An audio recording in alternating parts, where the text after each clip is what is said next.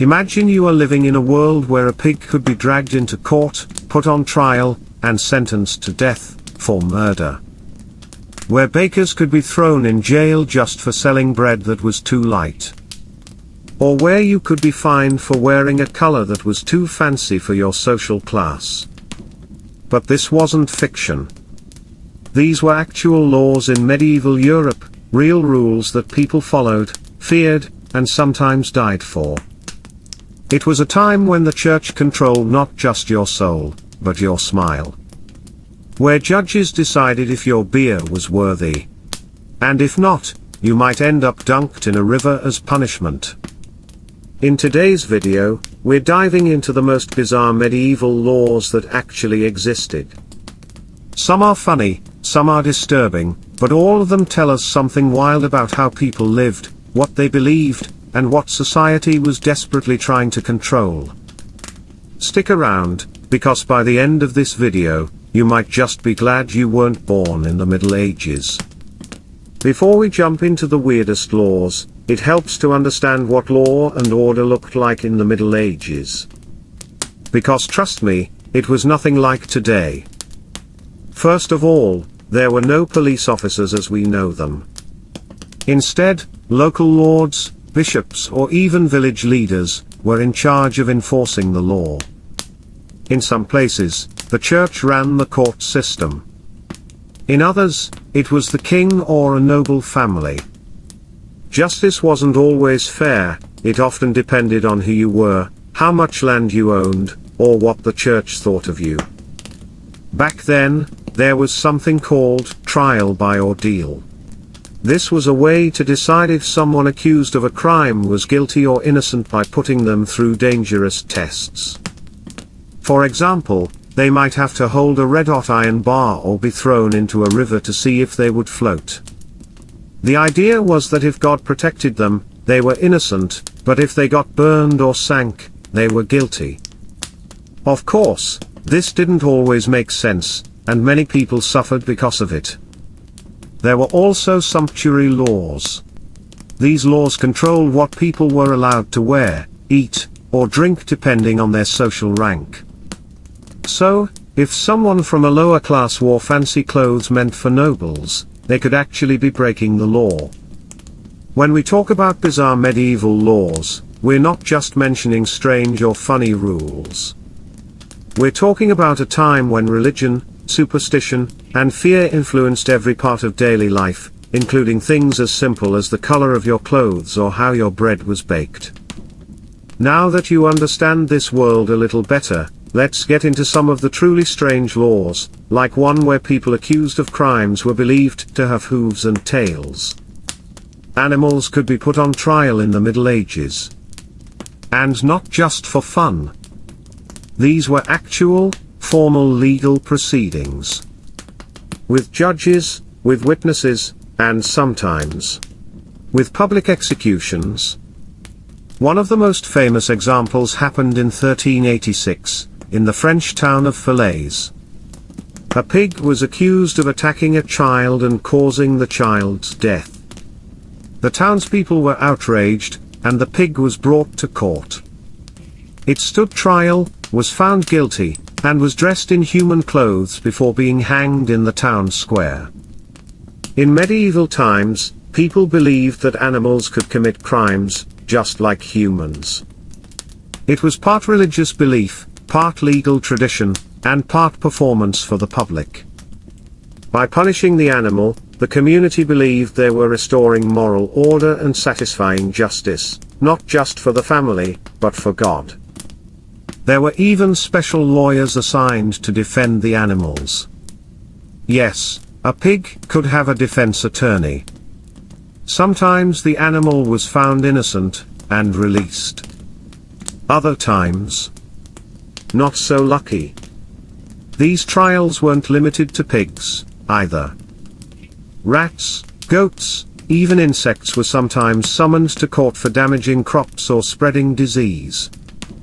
It sounds insane now, but to people back then, it made perfect sense. Animals were seen as part of the moral world. If they caused harm, they needed to be held accountable, just like a person would. In some parts of medieval Europe, kissing on Sundays was actually against the law. That's right, showing affection, even something as simple as a kiss, could get you in trouble if you did it on the wrong day. Sundays were considered a holy day, meant to be set aside for worship, rest, and spiritual reflection. That meant no working, no parties, and, believe it or not, no physical affection.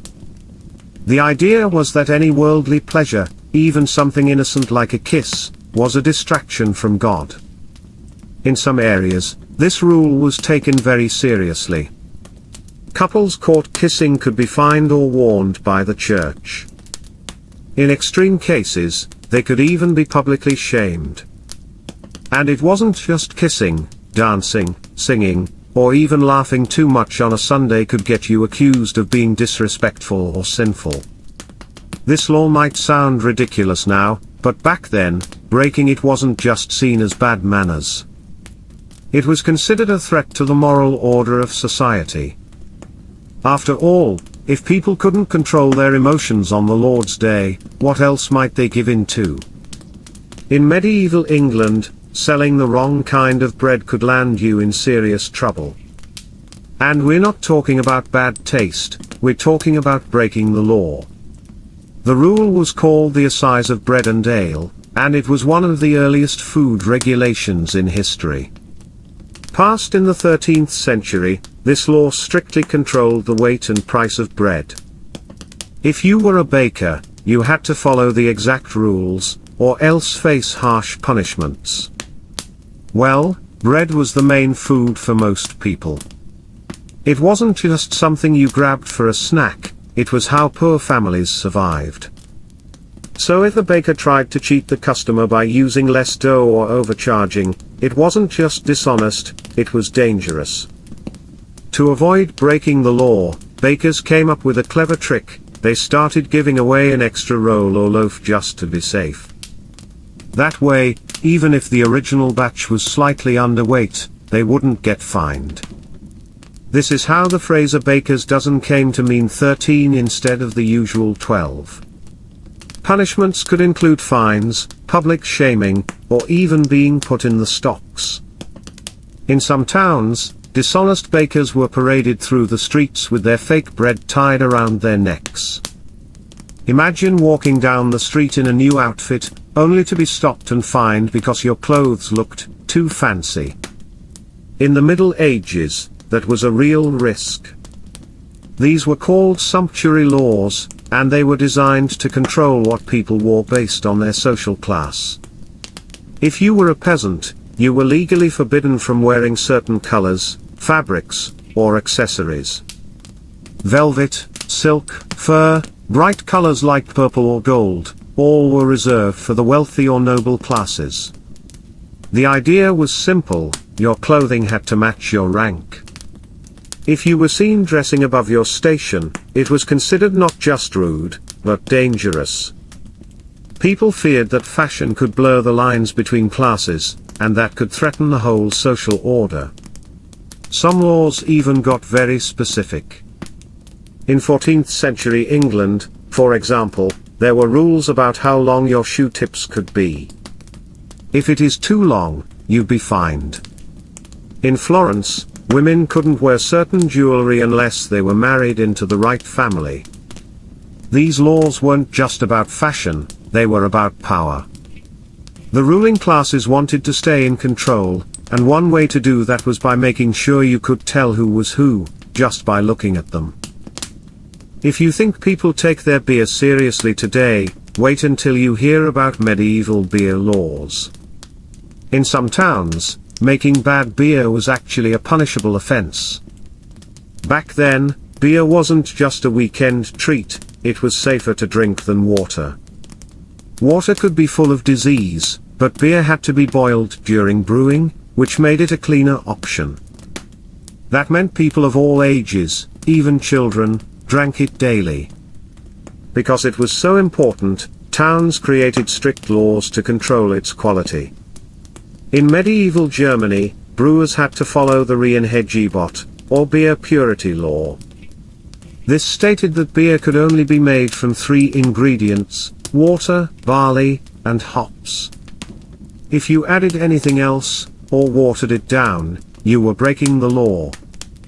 In England, ale tasters were hired by towns to go around sampling beer and ale from local pubs and homes. If they found a bad batch, the brewer could be publicly shamed, fined, or even banned from selling beer. In some places, punishment got even more creative. Bad brewers might be dunked in their own beer barrels or forced to give away free ale to the entire village as an apology. In medieval Europe, owning a cat, especially a black one, could literally cost you your life. During the height of the witch hunts, people believed that witches used animals called familiars to carry out dark magic. These were often cats, toads, owls, or other small creatures. If someone saw you spending too much time with a cat, or if your pet behaved in a strange way, people might accuse you of being a witch. Even something as simple as owning a black cat could be seen as a sign of witchcraft. The belief was that the cat wasn't just a pet, it was a demonic helper, given to you by the devil himself. Some thought these animals drank blood, delivered curses, or even spoke in human language to their master at night. In some towns, all it took was a neighbor's suspicion. If a cat was seen sitting on your windowsill too often, or following you around, people could accuse you of consorting with dark forces. Women, especially older or widowed women, were easy targets. If they lived alone with a few cats, suspicion followed fast. Even cats themselves weren't safe. In several parts of Europe, mass killings of cats were carried out, especially during outbreaks of plague, because people thought cats were spreading the disease through sorcery. Ironically, cats actually helped control the rats that spread the plague. But by the time people realized that, the damage was done. So in the medieval world, your furry friend might not just purr, it might put you on trial. In medieval times, life was tough, and many people found themselves forced to beg for food or money. But begging wasn't just frowned upon, it was often against the law. Laws across Europe cracked down hard on beggars. The reasoning: begging was seen as lazy or criminal behavior, and a threat to social order. Authorities believed that people should work hard, and those who didn't were punished to discourage others. If caught begging, you could face harsh punishments. In England, some beggars were branded with a hot iron, marking them permanently as criminals. Others were banished from towns, forced to wander the countryside with nowhere to go. In some cities, repeat offenders were even put in the stocks or whipped in public as a warning to others. These laws were cruel, and often unfair. Many beggars were elderly, disabled, or widowed with no way to support themselves. But the law didn't care about circumstances. Instead, medieval towns set up workhouses or poorhouses for the deserving poor, those who couldn't work, but anyone outside these rules was treated harshly. So, being poor in the Middle Ages wasn't just a struggle to survive, it could literally put you on the wrong side of the law. In medieval towns and cities, animals were everywhere: horses, pigs, chickens, and even cows roamed the streets.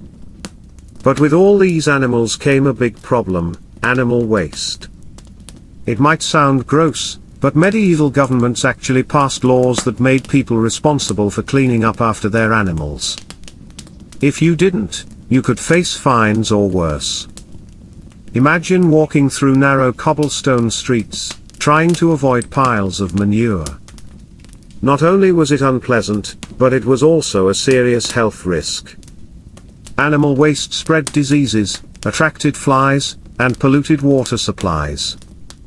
Some cities had officials called scavengers or cleaners whose job was to collect animal droppings from the streets, but they couldn't do it all alone.